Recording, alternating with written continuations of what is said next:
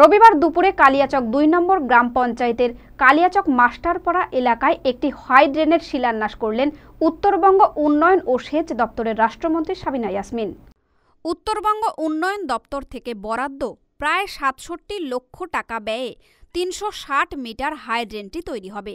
Kaliachak police station থেকে Masterpara Shefali bridge পর্যন্ত high ড্রেনটি হবে। এই অনুষ্ঠানে উপস্থিত ছিলেন রাষ্ট্রমন্ত্রী সাবিনা ইয়াসমিন ছাড়াও উপস্থিত ছিলেন মালদা জেলা পরিষদের বন ও ভূমি কর্মদক্ষ আব্দুর রহমান, কালিয়াচক ১ নম্বর পঞ্চায়েত সমিতির সভাপতি তসলিমা খাতুন, কালিয়াচক থানার ভারপ্রাপ্ত আইসি মানবেন্দ্র সাহা সহ প্রধান ও জনপ্রতিনিধিরা।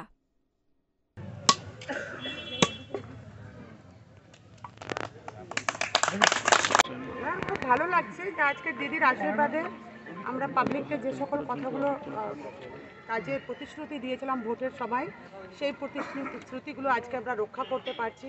এবং মানুষের দীর্ঘদিনের যে দাবি, এবং শুধু দাবি নয়, সেই দাবি ন্যায়সঙ্গত, সেই সমস্যাগুলো আজকে আমরা দূর করতে পারছি। এর জন্য আমি প্রথমেই বাংলার মুখ্যমন্ত্রী শ্রীমতী মমতা ব্যানার্জিকে ধন্যবাদ জানাচ্ছি যে ওনার আশীর্বাদের হাত আমাদের মাথার উপর রয়েছে বলে আজকে আমরা এই কাজগুলো করতে পারছি।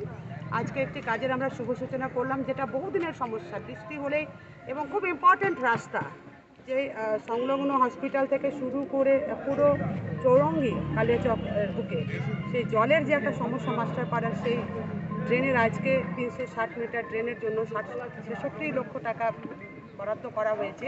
তারই আজকে সেই হাইড্রেনেরই আজকে শুভ সূচনা করা হলো।